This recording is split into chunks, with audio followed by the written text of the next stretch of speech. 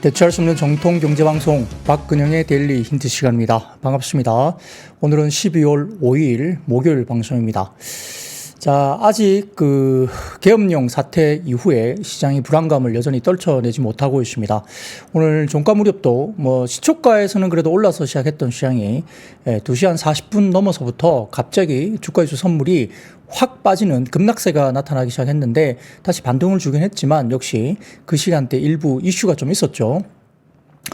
개인 투자자들 입장에서는 그 시간대 무슨 일이 있었는지 궁금을 하실 수도 있고요. 일부 방송을 보는 분들은 그때 그런 일이 있었기 때문에 그랬지라고 생각할 수도 있겠는데 아무튼 그런 이슈들이 지금 장중에 계속적으로 시장을 압박하고 있는 모습이 보이고 있고 정치적인 불확실성이 역시 시장에 영향을 여전히 주고 있다 볼 수 있습니다.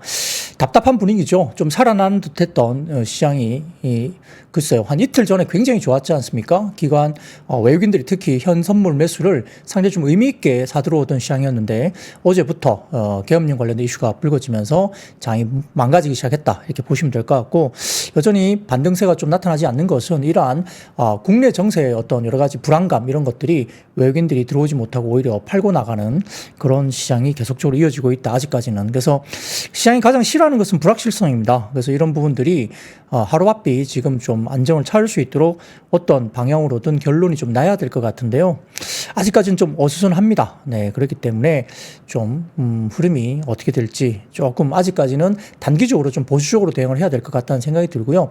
이런 어수선함이 어느 정도 해소가 됐을 때는 충분히 매력적인 가격 구간이 분명히 한국 시장은 와 있기 때문에 그때 이후로 조금은 반등세가 나오지 않을까 생각은 해보는데 지금 약간 정책적인 공백 기간이죠. 지금 바이든 대통령도 이제 임기가 거의 끝나가기 때문에 12월 10일 지나면서는 사실은 좀 의미가 없는 시간이고 또 그 시간 이후에 트럼프 당선인이 정상적으로 취임한 또 시간이 아니기 때문에 상당히 좀 공백 기간입니다. 그리고 12월 달 중순 넘어가면 미국 같은 경우도 대규모 이제 쇼핑 시즌이고 또 이렇게 약간 공백 기간이 들어갑니다. 그렇기 때문에 약간 정책적인 공백이 있고 국내 같은 경우 지금 잘 아시겠지만 정치적으로 공백 기간이 지금 상황이 있기 때문에 상당히 시장의 어떤 흐름이랄까 그런 것들이 진공 상태이죠. 예, 상당히 어떤 식으로 갈지 좀 잘 모를 것 같은 어떤 약간 우왕좌왕할 수 있는 그런 시간이 아닌가 싶습니다.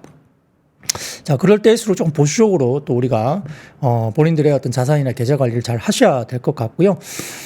자, 캐리온님께서 근영이 형아 어째 좀 해봐, 코스피 좀 어떻게 좀 해봐 이렇게 말씀 주셨는데 제가 할 수 있으면 뭔가를 하겠습니다만 참 이게 무기력한 어떤 느낌도 참 받고 있습니다. 이게 뭔가를 시장에 제가 뭔가 할 수 있는 것이 없고 그냥 차분하게 그리고 열심히 꾸준하게 이렇게 시장에 대한 이야기를 전달드리고 이런 게 어떤 것 같다라는 어떤 그런 분석 이 정도는 해드릴 수 있는데 직접적으로 좀 할 수 없다는 게 저도 좀 아쉬운 부분이 있고요. 답답한 모습도 있습니다. 또 그렇다고 또 제가 개인적으로 시장이 뭔가를 한다는 것도 어떻게 보면 잘못된 일이겠죠. 어떤 그런 엄청난 영향력을 미칠 수 있다는 것도 좀 잘못된 일일 수도 있고요. 그래서 참 마음은 답답합니다. 답답한데 얼마나 또 시장이 답답하시면 저한테 그런 말씀까지 하시겠습니까? 그런 생각을 또 해보니 충분히 정말 많이 어떤 마음적으로 이렇게 좀 힘들어 하시는 것 같다는 또 그런 모습들에 대해서 이해를 하기도 하고요. 공감을 또 할 수도 있겠습니다. 그래서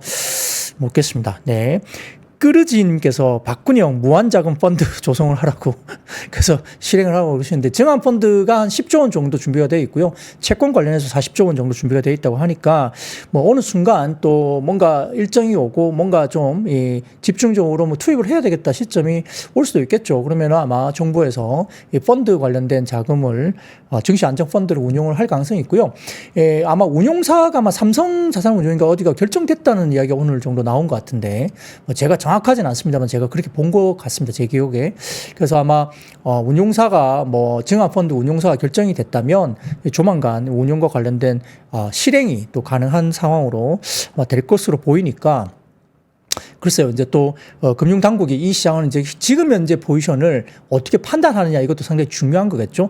지금이라도 시장을 받쳐야겠다 생각하면 당장, 펀드를 운용을 해서 이제 자금 투입을 할 것이고, 조금 더 기다리자고 또 생각한다면 일단 설정은 해놓고 시기를 또 조율하는 그런 시간이 될 수 있기 때문에 그런 것들 관련해서 일단 정확하게 제가 금융당국은 아니기 때문에 타이밍이나 이런 것들은 잘 모르겠지만 어떤 준비가 되고 있다는 정도 볼 수 있겠죠. 네. 저는 10조 10조 원을 준비한 적이 없습니다. 금융당국이 10조 원을 준비를 하신 것 같고요. 자, 그래서 그런 것들 중심으로 시장에 대한 여러 가지 불안감을 가지고 계신 것들을 가지고 조금은 여러분도 조금은 단기적으로는 좀 조심을 하시라. 시기적으로는 좀 불안감이 있다라는 말씀을 계속 드리겠습니다. 참고로 오늘 제 시간 이후에 제 타임 바로 뒤에 방송되는 라이브 방송에 아주 좀 어떤 분이 한 분 나오실 것으로 제가 이야기를 들었는데 채널 고정을 꼭 좀 해주시면 좋을 것 같아요. 현재 전국에 대해서 좀 설명을 하실 분이 한 분이 나오신다고 제가 들었는데 상당히 중요한 분이십니다. 최근에 어떤 이 전국에 대해서 충분히 누구보다도 설명을 잘 해줄 수 있는 분이 나오신다고 제가 전달받았으니까 제 시간 끝나고 채널 고정해서 계속 방송을 좀 보시면 좋을 것 같아요. 자, 그러면 시장 이야기를 바로 들어가 보도록 하겠습니다. 출발한 가운데 야놀자 관련주라든지 전선과 전력 설비, 셰일가스, AI 챗봇, 가상화폐, 유리기판, 우주항공, 의료기기, 원전, 자율주행 등이 일단 오전에 강세 출발 보였습니다. 미국 주식시장은 올해 몇 번째인지 세기 힘들 만큼 또다시 신고가 경신했는데 아마 55번인가 56번 정도 지금 신고가 경신을 하고 있는 걸로 보이고요. 파월 경기의 확신과 그리고 호실적이 야기한 상승세로 볼 수 있습니다. 파월은 미국 경기가 매우 호조라고 발언을 했죠. Very good shape라는 코멘트를 썼다고 합니다. 그리고 빅테크가 또 M7의 신고가 다소 나오면서 빅테크의 상승도 오늘 시장에서 굉장히 좋은 모습을 보였다. 이렇게 이야기를 했고요. 그 다음에 ADP 민간 고용과 그 다음에 ISM 서비스 지수가 예상치를 하회했지만 파월 의장의 발언과 연준 베이지부 확인 후에 경기 우려가 다소 감소되는 모습이 보이면서 편안한 상승세를 다시 나타냈습니다. 자, 다음 표를 하나 보여드리겠습니다. 자, 하나증권에서 올려주신 자료인데요. 이 다음 표는 미국의 11월 ADP 민간 고용과 ISM 서비스업이 모두 예상치와 전월치를 하회했다는 것인데 미국 제10년물 금리가 다시 이 부분 때문에 4.2%를 하회하면서 더 빠지기 시작했다는 거죠. 그런 것들 관련해서 조금 표를 가져와 봤는데 추후에 이 자료, 제가 쓴 이 원고 자료를 신의 자료실에서 한번 다운로드 받으셔서 보시면 아마 판단을 하시기에 좀 도움이 될 것 같습니다.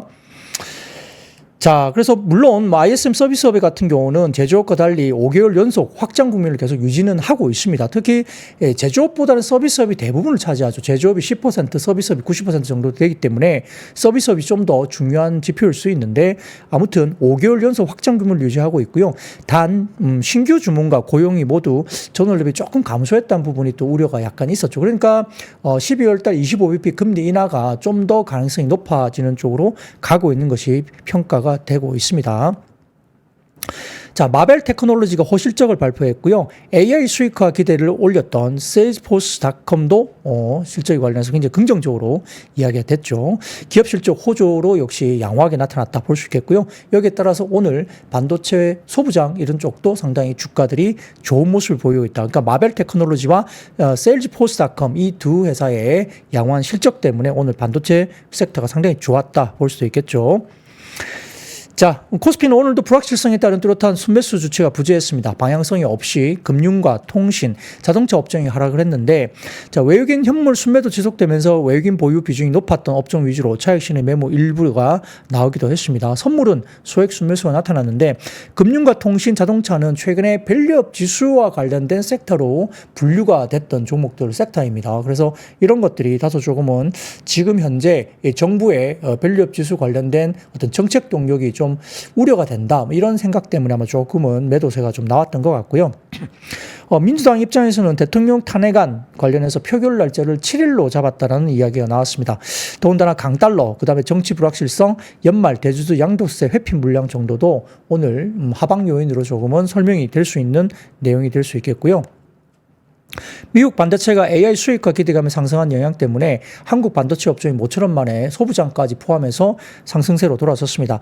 하이닉스가 상당히 분위기가 좋았고 삼성전자도 외국인 순매수가 지수됐지만 계속적으로 외국인이 팔고 있음에도 불구하고 주가는 상승으로 끝났고요. 반도체 소부장은 일부 종목들은 급등이 나오는 그런 모습을 보이기도 했습니다. 자, 비트코인이 거침없이 올라가면서 장중 10만 달러를 돌파했습니다. 사상 최고치인데요. SEC 위원장의 폴 애킨스가 지명이 되면서 이 비트코인 10만 달러 돌파하고 신고가 경신했습니다. 이와 관련된 테마주도 상승세가 나타났고요. 자, 그리고 NC소프트 같은 경우는 최근 인터넷 게임 업종 수익률 호조를 나타내면서 신고가를 경신하는 모습을 보이기도 했지만 신작에 대한 실망감에 장중 급락을 했습니다. 신고가를 연이 경신 중이던 미국과는 달리 연말 하방 압력 요인에 정치 불확실성까지 더해져서 일단 시장은 약간 상방이 좀 막힌 듯한 느낌도 좀 나타나고 있는데요. 탄핵과 관련된 정치 테마 그리고 비트코인 테마 등 단기성 테마 쪽으로 유입되는 자금이 아주 집중되고 있고요. 자, 뚜렷한 주도 업종이나 주도 매수 주체는 부재한 상황입니다. 근데 이러한 테마주들 정치 테마와 비트코인 테마가 또 쏠리는 것도 어제도 말씀드렸지만 시장의 하나의 또 일부분이기 때문에 사실 뭐 말이 안 된다 말을 할 수도 있겠지만은 그래도 이것을 또 시장의 일부분을 받아들일 수밖에 없습니다. 코스닥은 비상계엄에 따른 투자 심리가 위축됐고 IT 소부장 저가 매수 유입은 또 주목할 만한 부분으로 볼 수 있습니다. HBM 테스트 장비 수요 급증에다가 미국의 AI 수익과 기대감 그리고 호실적 발표인데요. 오늘 관련된 종목들이 올라간 종목들을 보면은 테크윙, 이오테크닉스, 유진테크, 주성엔지니어링, PSK 홀딩스 이런 포함 반도체 소부장주가 급등이 나타났다 볼 수 있겠고요. HPSP 이런 종목들도 상당히 많이 올라왔습니다. 미디어 엔터와 게임 등 일부 상승률이 높았던 업종들은 매도한 뒤에 일부 IT 소부장 낙폭 확대가 되어 있던 IT 반도체 소부장 쪽으로 순환매 양상이 나타났고요. 말씀드렸던 정치 테마주도 코스닥에서 상승세를 보이는 모습입니다. 자, 아까 초두에 말씀드렸던 그 2시 40분 이후에 갑작스러운 하락 변동성이 확대되는 모습이 나타나기도 했는데요. 다음 관련된 기사가 알려지면서 시장 변동성이 확대됐다고 저희들은 보고 있습니다.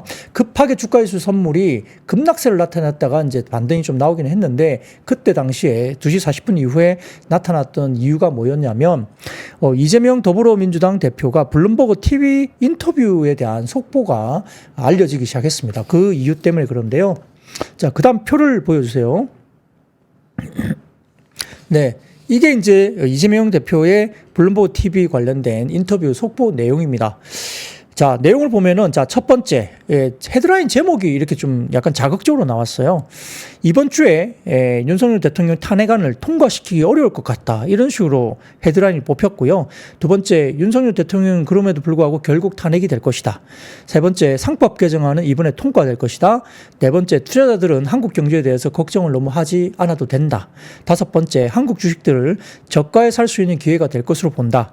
여섯 번째, 공매도는 뭐 어쨌든 필요한 시스템이다. 이렇게 이야기를 했다고 합니다. 그래서 이 이야기가 블룸버그 TV 통신 인터뷰 이 이야기가 시장이 그 시간대에 밝혀지면서 SNS를 통해서 급속도로 좀 많이 알려졌죠. 자, 이러다 보니까 이제 주가가 그때 막 출렁이기 시작했고요. 특히 이제 헤드라인 제목이 이번 주에 탄핵안을 통과시키기 어려울 것 같다. 이게 이제 헤드라인 제목이었거든요. 그러다 보니까 글쎄요, 이 헤드라인 때문에 빠졌는지 모르겠지만 아무튼 이 이야기가 나오는 시점부터 이제 주가가 굉장히 안 좋아졌습니다. 자, 전일 계엄령 후폭풍이 여전히 오늘도 여전했다고 볼 수 있겠고 국내 정치 상황이 여전히 주요 외신 헤드라인에 올라오고 있기 때문에 외국인 순매도가 지속되고 있는 모습입니다. 그러나 외국인 매도 폭은 오늘은 3천억대 정도 수준이고요. 뭐 그렇게 발작적인 매도는 아닙니다. 근데 워낙 수급이 지금 매수세가 얇기 때문에 조금만 팔아도 주가가 빠지는 모습을 나오고 있고요. 선물 시장에서는 외국인들이 소폭 매수세가 유입되는 모습도 보이기도 했습니다. 금융당국의 개입으로 패닉세를 차단하고 있는 모습이고요. 환율과 국제금리도 소폭 상승한 수준에서 일단 안정을 찾아가고 있는 모습이긴 합니다. 코스피는 3분기 이후에 주가 조정이 상당히 또 이루어진 상태이기 때문에 밸류에이션 상으로도 충분히 매력적인 구간에 와 있죠. 추가적으로 강한 매도 압력이나 매도 물량이 출회되기는 또 어려운 상태이기도 하고요.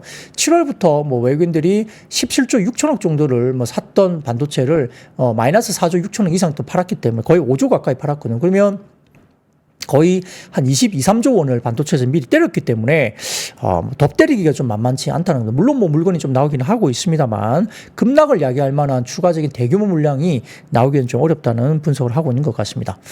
자, 향후에 탄핵소추안 의결 등의 정치적인 여전히 아직 남아있기 때문에 불확실성으로 인한 단기 하락을 배제할 수는 없는데 계엄령 선포 이상의 충격이 가해질 수 있는 상황이 앞으로 또 있을까? 뭐 이런 생각을 해본다면 아직까지 또 뭐가 남아있지라고 생각할 수는 있겠지만 아무튼 좀 그 정도까지 또다시 충격이 있을까라는 생각을 해본다면 그래도 현재 구간은 불확실성 해소를 시간이 좀 지나면서 해소가 되면서 충분히 상승 탄력을 받을 수 있는 그런 뭐 매력적인 가격 지수다. 라고 볼 수는 있습니다. 근데 뭐 정치적인 불확실성은 아무도 알 수가 없기 때문에 중간에 어떤 일이 갑자기 불거질지 잘 알 수 없죠. 뭐 그래서 우리가 이번에 뭐 갑자기 계엄령이 발표된 것도 알 수 없던 상황이기 때문에 뭐가 어떻게 터질지 아직까지는 정치적인 불확실성이 여전히 남아 있다. 그리고 이번 그 7일이면 이번 주말입니까? 토요일. 예, 토요일에 네, 또 탄핵 소추안 관련된 의결이 어떻게 될지가 또 아직 남아있기 때문에 좀 변동성에 대해서 대비를 좀 해야 된다라고 생각이 듭니다.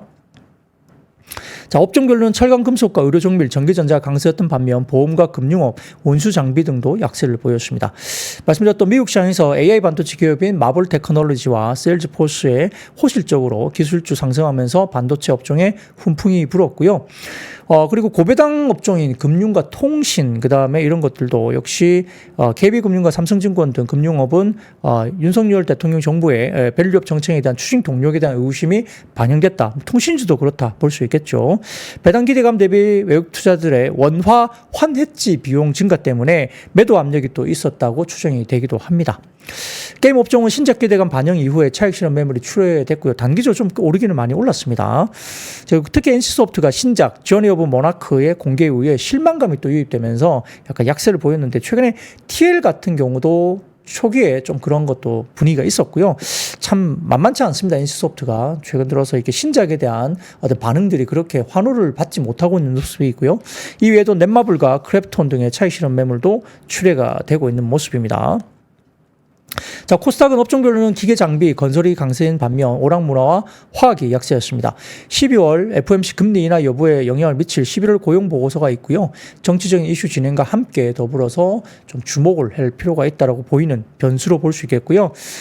자, 그런 부분들이 있기 때문에 아직까지는 단기적으로 좀 힘든 구간이 계속적으로 되고 있다는 점. 그래서 여전히 아마 이번 주 토요일에 어떤 그런 탄핵 결의안 이런 부분에 대해서 어떻게 가결이 될지 부결이 될지 잘 모르기 때문에 이 부분을 좀 경계하는 외국인들의 시각이 아직은 좀 있지 않을까라는 생각을 해볼 수 있겠죠. 그래서 조금 내일도 금요일이기도 하고요. 또 토요일 날 큰 이슈가 하나 있기 때문에 외국인들이 뭐 내일 뭐 사준다 생각하기가 조금 어렵지 않을까? 뭐 많이 팔지만 않으면 일단 내일도 좀 조심스러운 하루가 되지 않을까? 이런 생각도 해볼 수도 있겠습니다. 자, 이제 시장이 제일 싫어하는 것은 불확실성이기 때문에 그게 빨리 좀 해소됐으면 하는 생각인데요. 이게 또 뭐 당장 하루 만에 또 어떤 해결이 될 수 있는 어떤 그런 국면도 아니기 때문에 답답함이 계속적으로 좀 이어지고 있는 모습이라 좀 안타깝습니다. 자, 그러면 그 다음 매크로 지표 하나만 보여드리겠습니다. 금리 인하 관련인데요. 혼재된 매크로 지표와 뭐 기대보다 부진했던 민간 고용 지표가 공개되면서 12월 기준금리 인하 확률이 74.3%까지 상승을 했습니다. 그래서 12월 금리 인하 확률이 상당히 좀 높아지고 있다고 보이는 상황이고요. 자, 내년 같은 경우도 한 2차례 정도 금리 인하가 될 것으로 지금 시장은 보고 있는 것 같습니다. 그런 것들도 좀 참고를 해보시면 좋을 것 같고요. 자, 그 다음에 S&P가 한국의 계엄령 관련된 코멘트를 냈는데 그 내용을 좀 말씀드리면 이번 한국의 계엄령 사태는 AA 등급 국가들에게는 매우 이례적인 이벤트로 보는데 시장에 부정적인 여파가 일부 있을 수 있다. 정치적인 안정성에 대한 인식을 악화시킬 가능성도 존재하는데 그럼에도 불구하고 이번 사태가 향후 1, 2년 동안 한국의 신용등급 조정에 트릭으로 작용하거나 영향을 미칠 가능성은 제한적이라고 판단한다고 언급을 했고요. 계엄령이 질서 있게 해제되었고 심각한 폭력 사태가 없었다는 것은 한국의 정치적 시스템이 적절하게 작용하였다는 방증에 속한다는 겁니다. 또한 사태가 마무리되면서 보여준 일련의 과정들은 투자자들의 우려를 감소시킬로 볼 수 있겠고요. 빠른 전국의 정상화가 왜 한국이 AA 등급을 부여받고 있는지 증명한 부분으로 볼 수 있으며 신인도의 부정적인 영향을 수습할 수 있는 능력까지도 입증을 한 사례다. 한국 정부와 한국은행의 시장 관련 대응은 변동성 제어에 성공했지만 투자자들의 안전까지는 다소 조금은 시간 소요가 될 수 있다고 본다. 계엄 관련된 경제와 금융, 신인도 여파를 확인한 데까지도 시간이 좀 걸릴 거로 보는데 영향의 최소화는 한국의 정치 시스템이 얼마나 빠르게 투자자들을 안심시키는지에 상당 부분 달려있다고 분석을 했습니다. 자, 이런 것들이 S&P의 기본적인 시각이라고 저희가 봐야 될 것 같아요. 자, 그런 것도 보시면 좋을 것 같고요. 자, 그러면 섹터로 바로 넘어가도록 하겠습니다. 첫 번째 섹터는 역시 오늘도 반도체입니다. 지난밤 뉴욕 시장에서 기술수 강세와 파월 의장의 경제 낙관론 발언 이런 부분들이 영향을 미치면서 필라델피아 반도체 수도 1.7% 상승했습니다. 엔비디아가 3.48, AMD가 1.42, TSMC가 0.9, 마이크론 테크놀로지도 3.37% 상승을 했는데요.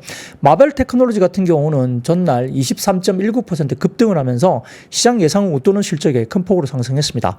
마벨 테크놀로지가 3분기 매출과 주당 순이익이 각각 15억 2천만 달러와 0.43달러로 집계되면서 시장 예상치였던 14억 5천만 달러와 0.41달러를 상회했습니다. 이 4분기 매출과 주당 순이익도 18억 달러와 0.64달러로 상향 조정됐고요. 이 또한 시장 예상치인 매출 14억 달러와 주당 순이익 0.41달러를 크게 상회하는 수준까지 발표가 됐습니다. 이에 따라서 급등을 했고 오늘 같은 경우는 하이닉스를 포함해서 삼성전자, 테크잉, TSE, HPSP, 오로스 테크놀로지, 이오 테크닉스 등의 반도체 관련주가 급등하는 모습을 나타내기도 했습니다. 어제도 반도체 관련해서는 제가 조금은 시간을 할애해서 말씀드렸기 때문에 어제 방송도 조금은 참고를 해보시면 좋을 것 같고 반도체가 소부장 중심으로 일부 낙폭 과대에 따라서 이제 들어오는 모습도 좀 보이고 있다는 점도 조금 한번 주목을 할 필요가 있겠죠. 자, 그러면 두 번째 섹터로 넘어가겠습니다. 두 번째 섹터는 역시 가상화폐 관련 쪽인데요. 트럼프 대통령 당선인이 차기 행정부 증권거래위원회 SEC 위원장의 친암호화폐 성향의 폴 애킨스 전 SEC 위원을 지명했다고 알려졌습니다. 애킨스 전 위원은 지난 4월 페더럴리스트 소사이어티 주간 행사에서 암호화폐에 관한 명확한 규제가 없는 것은 SEC가 해결해야 할 문제라고 지적한 바가 있고요. 애킨스 전 위원은 3조 달러 약 4,240조 2천억 규모의 암호화폐 시장 관련 규제를 대폭 완화할 것으로 시장은 예상을 하고 있습니다. 말씀드렸듯이 트럼프 행정부 내에 인선되는 사람들은 거의 대부분이 암호화폐에 몰빵한 사람들만 모아놨습니다. 그렇기 때문에 암호화폐 쪽으로 상당히 긍정적인 정책이 많이 나올 것이다라고 계속 보고 있는 것 같아요. 또한 제롬 파월 연준 의장은 뉴욕타임즈 주최 딜북 정상회의에 참석해서 비트코인의 금의 디지털 버전이자 금의 경쟁 자산이라고 밝힌 점도 또한 긍정적으로 시장에 영향을 미쳤다 볼 수 있겠죠. 이 같은 소식 속에 코인 마켓캡에서 비트코인 가격은 한때 10만 달러를 돌파하기도 했고요. 비트코인 가격은 오전 10시 30분경 기준 24시간 전 대비 2.7% 상승한 98,300달러 선에 이제 오전에 거래됐죠. 근데 장중에 10만 달러를 넘어섰습니다. 그래서 비트코인 관련된 종목이라든지 가상화폐, 두나무 관련 테마가 주가들이 상당히 좋았습니다. 자, 다음 사진 좀 보여드릴까요? 네. 자, 비트코인 날아가는 거 보십시오. 이게 막 날아갑니다. 그러니까 국내 시장이 좀 약하다 보니까, 주식시장, 현물시장이 약하다 보니까 비트코인 쪽으로도 돈이 좀 쏠리기도 하고요. 근데 이제 이렇게 막 날아가던 그 시장이 지난번에 계엄령 나왔을 때는 8,300만 원 정도까지 1억 3천 정도 넘어가던 게 8,300만 원이나 8,600만 원이었나? 거기까지 확 빠졌었기 때문에 또 변동성이 엄청나게 큽니다. 그래서 무슨 일이 생길 때마다 이렇게 또 급락할 수도 있다는 점 이런 것들도 유의를 해야 되는데 그때 사신 분은 완전 대박이죠 지금. 그렇습니다. 자, 그렇게 진행을 하고 있는 것 같고요. 그다음 세 번째 섹터로 넘어가겠습니다.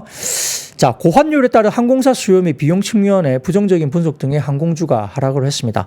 하나증권이 보고서를 통해서 12월 4일부로 계엄령이 해지가 됐지만은 영국과 이스라엘 등에서 한국에 대한 여행 경보를 발령했고요. 미국과 일본 등 국가도 자국민 대상 주의를 당부하는 데 우려가 지속되고 있습니다. 자, 이게 우리나라가 이게 치안이라든지 이런 것들에 대해서 엄청나게 안전지대 아닙니까? 세이프 존인데 갑작스럽게 이번 이벤트 때문에 안타깝게도 여행 자제하라, 외부 활동 금해라, 이렇게 상당히 좀 이런 식으로 이렇게 뭐라 그럴까 약간 이런 표현이 맞는지 모르겠지만 이런 식으로 취급을 받는다는 게 다소 좀 자존심이 상당히 상합니다. 그렇긴 한데 아무튼 지금 이제 여행 경보를 발령했다 이렇게 나오고 있고요. 여행 항공 관련된 수요 영향은 다소 좀 제한적일 수 있다고 하나증권에서 보고 있는데 더 큰 문제는 오히려 환율일 수 있습니다.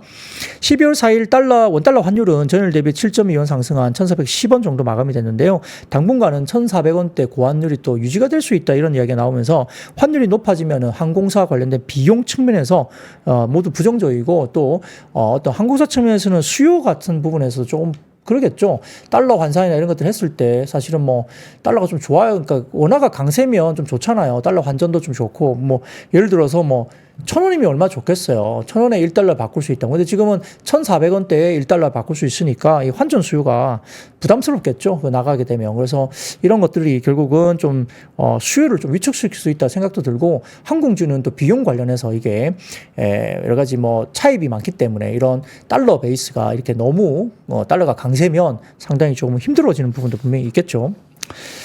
자, 그래서 그 다음 표를 보여드리면 해외여행 지급액 추이입니다. 보시면은 막대 그래프가 보이실지 모르겠는데 회색 막대 그래프는 계속 치솟고 있죠. 그리고 2018년부터 2019년에 해외여행 평균 지급액입니다. 이 보시면은 녹색 실선으로 가로질러 있는데 그때 당시에 해외여행 평균 지급액이 저 정도 되는데 지금은 원화 기준 해외여행 일반 지급액이 그걸 넘어서고 있습니다. 그러다 보니까 이게 환율 이슈도 분명히 있다는 거죠. 그리고 뭐 최근에 뭐 티켓 가격이라든지 항공사 티켓 가격이나 여러 가지 부분들 그리고 해외 쪽에 뭐 달러 베이스로 보면은 또 뭐 이렇게 숙박업체라든지 여러 가지 수요 우리가 돈을 쓰는 것에 대해서 환율이 1,400원대로 올라왔기 때문에 아무래도 해외여행 평균 돈을 쓰게 되는 지급액이 높아질 수밖에 없다. 그러니까 수요가 조금 위축될 수 있는 부분도 분명히 있을 수 있다는 점을 보이는 것 같습니다.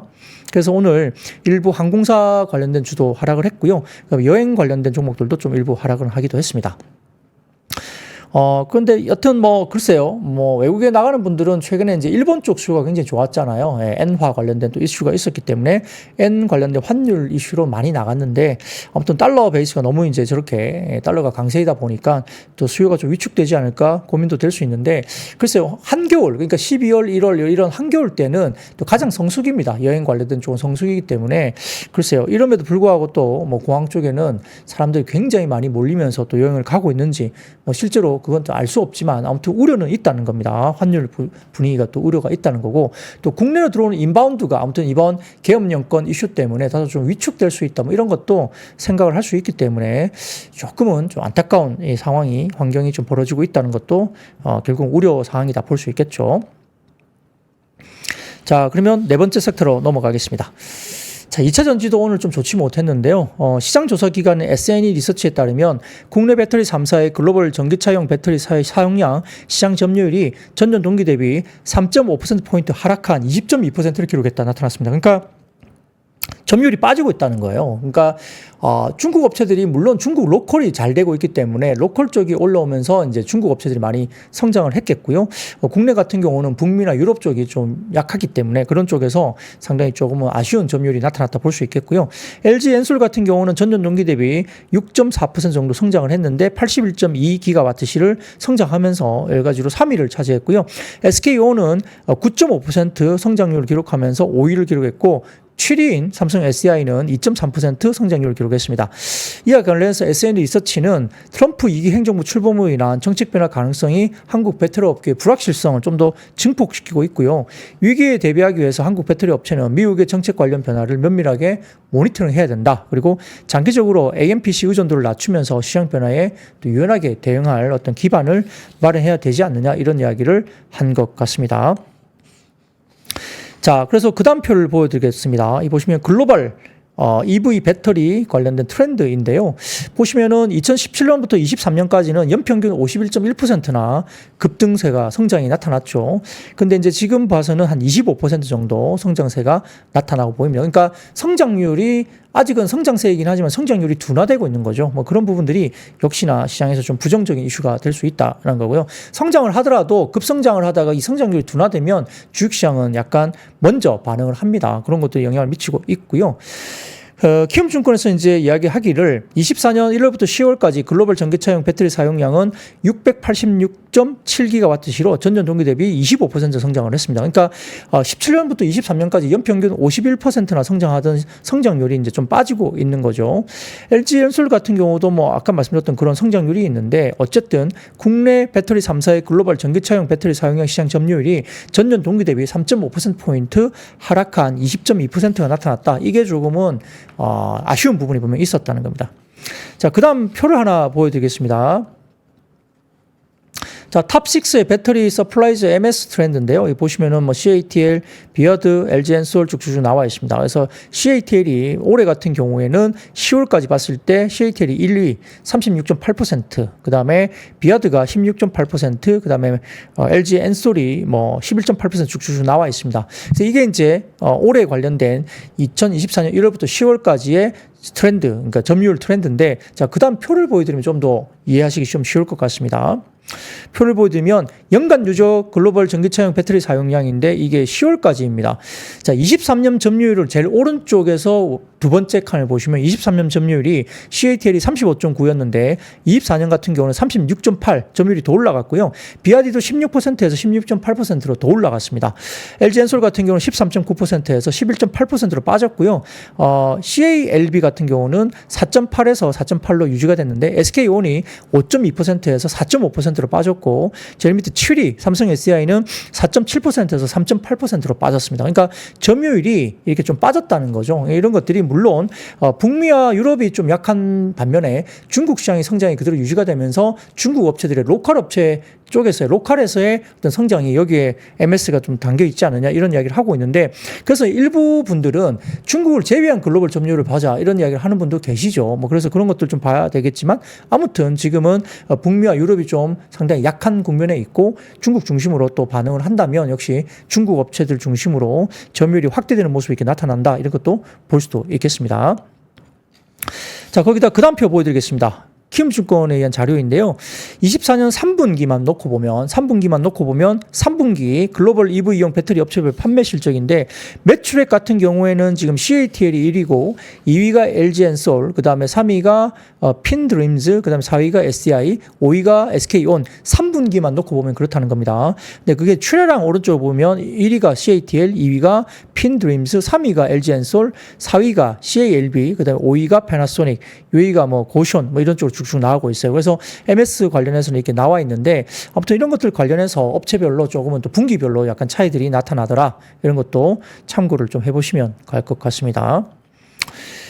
자, 전일 언론에 따르면 서울 여의도에서 S&P와 나이스 신용평가 공동 개최한 언론 세미나에서 앤디 리우 S&P 전무가 25년 내년에는 신용도 측면에서 한국 기업들에게 험난한 한 해가 될 수도 있다라고 이야기를 하면서 새로 출범할 미국 행정부의 정책적 불확실성, 중국의 과잉 공급 등으로 철강, 석유화학, 2차 전지 산업이 신용도 하락 압박을 받을 수 있다라고 분석 자료를 언급을 했다고 합니다. 뭐 이것도 뭐 석유화학, 2차 전지, 철강 이쪽에 대해서 좀 부정적인 코멘트이기 때문에 이것도 오늘 영향을 좀 미치고 있다라고 이야기를 하고 있는 것 같습니다. 자, 그래서 오늘 일부 좀 2차 전지나 전기차 리튬 테마가 하락했다 볼 수도 있겠고요. 자, 다섯 번째 이야기입니다. 언론에 따르면은 뭐 윤석열 대통령의 갑작스러운 비상계엄 선포 해제에 따른 방산주 투자 심리가 좀 위축됐다라고 해서 방산업종의 주가가 빠지기도 했는데요. 윤 대통령의 탄핵 가능성이 뭐 일단은 이제 언급이 계속 되고 있잖아요. 근데 뭐 실현 가능성은 아직은 모릅니다. 어떻게 실현이 될지는 누구도 확신할 수 없고요. 뭐 부결이 될 수도 있겠죠. 근데 어쨌든 탄핵 가능성이 일단 언급이 계속 되고 있기 때문에 방산 수출에 어떤 빨간불이 좀 켜진다. 그리고 국가 신뢰도가 하락하면서 해외 수주에 좀 어려움을 또 겪을 수 있지 않을까, 이렇게 분석이 되고 있다고 합니다. 미래에셋증권은 보고서를 통해서 계엄 사태와 대통령 탄핵 이슈로 국가 불확실성이 높아지면서 후속 수주에 큰 리스크가 될 수 있다고 언급을 했고요. 정부 간 협상이 이미 마무리된 계약보다는 오히려 앞으로의 잠재 수출 파이프라인이 무기한 연기될 수 있을 것으로 우려한다라고 리포트를 썼다고 합니다. 여기에 대해서 G2G 정부 대 정부 특성상 정부 관련 불확실성은 치명적인 부분이 방산 쪽이다. 사태 봉합이 늦어지면은 25년 수출 기대감도 낮출 필요가 있다고 일단 미래에셋증권에서는 보고서를 통해서 언급을 하기도 했습니다. 자, 그래서 이 같은 소식에 RF 시스템즈라든지 하나에로스페이스, 웨이버스, 현대로템 등의 방산 업종 관련된 쪽이 빠지기도 했고요. 계엄 사태 여파 속에 동력 상실 우려 지속 속에 원자력 발전, 이것도 이제 원전도 어제 똑같이 말씀을 드렸었고요. 피팅, 관이염새 밸브, 철강 중수요, 가스관 사업 등의 대왕고래 프로젝트도 이런 예산 삭감 이슈 때문에 동력을 좀 잃어버렸다 보면서 결국 빠졌고, 은행, 보험, 증권, 통신 이런 쪽도 역시 밸류업 지수 관련된 동력이 좀 약화되는 거 아니냐, 이런 식으로 주가들이 빠진 것으로 보입니다. 자, 근데 오늘 오후에 나왔던 기사를 보면 한화와 현대로템 쪽에서 폴란드 방산 파트너십은 역시 단호하다, 아주 탄탄하다 이렇게 재확인을 했다고 알려집니다. 계엄령으로 인한 납품 지연을 일축을 했고요. 야책 세비에라 폴란드 대통령실 국가안보실장의 입장이 표명됐다 이야기 나오고 있고, 석종권 방위사업청장은 한화 현대경영진과 통화를 하면서 배송 문제가 전혀 없는 것으로 확인됐다라고 하면서 현재 파트너십은 아주 견고하고 그다음에 납품 관련된 지연은 없을 것이다 봤습니다. 근데 이제 아까 말씀드렸던 미래에셋증권의 리포트의 포인트는 현재 진행됐던 계약건보다는 오히려 향후에 추가 수주에 대한 어떤 부분에 대해서 불확실성이 커질 수 있다는 이야기를 언급을 하고 있었기 때문에, 자, 그런 것들 관련해서 이제 우려가 좀 있으면서 방산주란 이런 것들이 좀 주가가 빠졌다. 그리고 원전 같은 경우도 뭐 그런 분위기로 갈 수도 있는 거죠. 그래서 그런 쪽이 좀 약세가 계속적으로 어제도 그렇고요. 조금은 이어지고 있는 모습, 좀 안타까운 흐름들이 나타났다. 이렇게 볼 수도 있겠습니다. 그래서 상당히 좀 잘 나가던 섹터인데 상당히 좀 어려워지는 모습들이 이렇게 나오고 있고요. 어쨌든 지금 현재 12월 3일 날 그 이벤트에 대한 후폭풍이 계속적으로 좀 영향을 미치고 있다. 시장에 각각의 섹터나 그리고 시장 전체적으로 아직까지는 영향을 계속 미치고 있다는 모습이 나오고 있습니다. 그래서 좀 안타깝죠. 뭐 역사적으로 이런 일이 참 뭐 있으면 참 안 좋을 텐데라고 계속 생각을 하고 있는데 또 일어난 일입니다. 그래서 상당히 좀 어렵습니다. 이런 것들이 안타깝습니다. 좀 잘 이렇게 정치적인 이슈가 좀 없어야 되는데 아무튼 좀 안타까운 모습이고요. 자, 샀다 하면 상한가님께서 부장님 매번 라이브는 못 보지만 퇴근길 1.5배속으로 돌려보고 있습니다.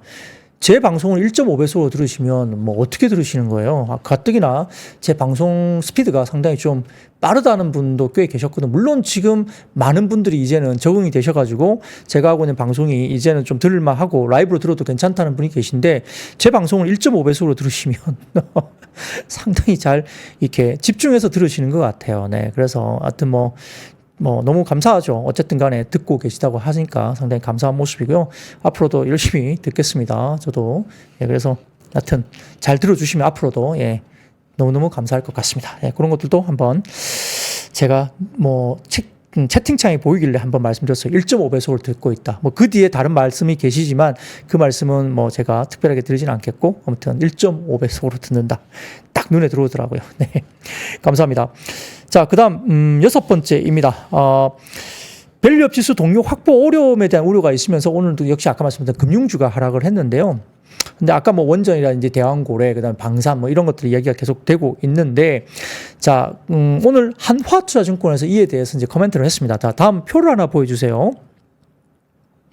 시나리오별 총주주 수익률 기대값 이렇게 해가지고 실제로 지금 배당 수익률과 그 다음에 자사주 수익률 관련해서 이렇게 나오고 있는 모습인데, 이런 것들 관련해서 이제 수익률이 어느 정도 된다 있는 것 같고요. KB금융, 신한지주, 하나금융, 우리금융 이렇게 이야기를 해놓고 있는 것 같습니다. 그래서 한화투자증권에서는 은행주가 바닥까지 하락한 주가 밸류에이션이라고 이야기를 하고 있는 것 같아요.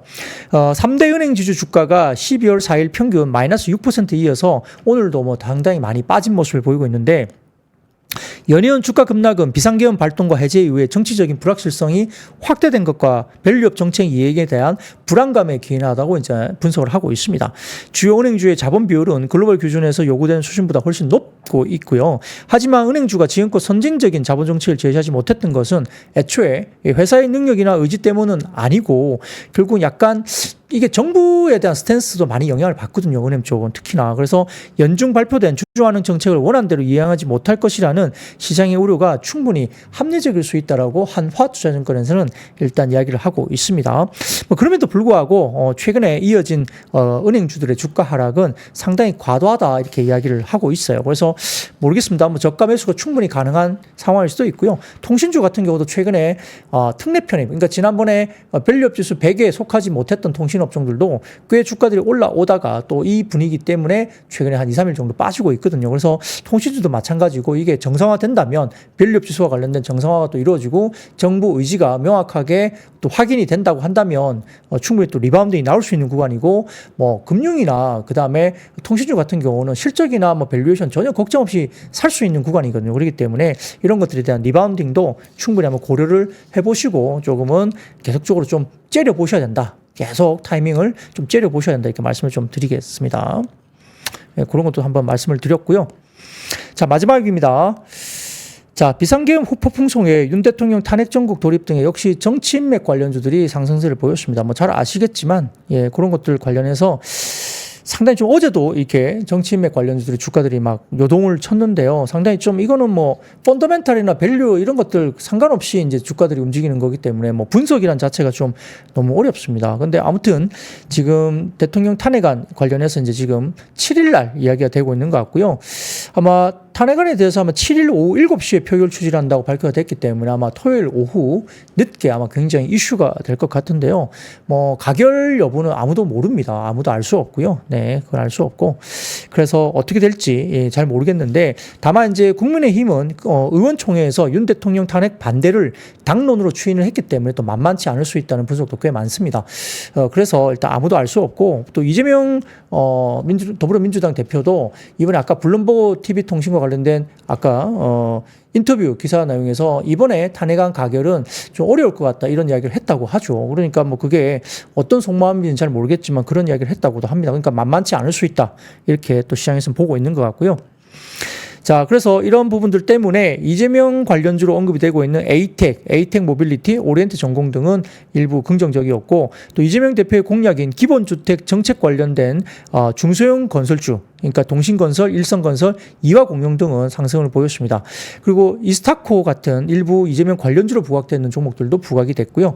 다만 체시스, 태양금속, 노을, TDN, CRO, 핑거 이런 종목들은 한동훈 관련주로 언급이 됐기 때문에 조금 부정적이었고요.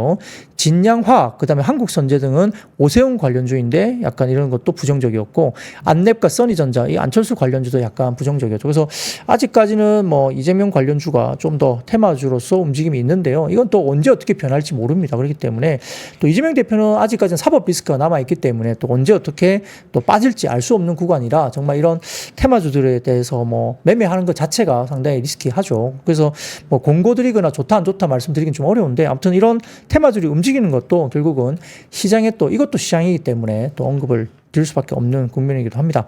그리고 시장이 어수선하기 때문에 또 이쪽에서 또 자금의 쏠림이 나타나면서 주가들이 움직이는 것도 또 시장의 어떤 굉장히 취약한 모습을 보여주는 단면이 아닌가 그런 생각도 해볼 수 있겠죠. 그래서 진짜 시장이 어려워요.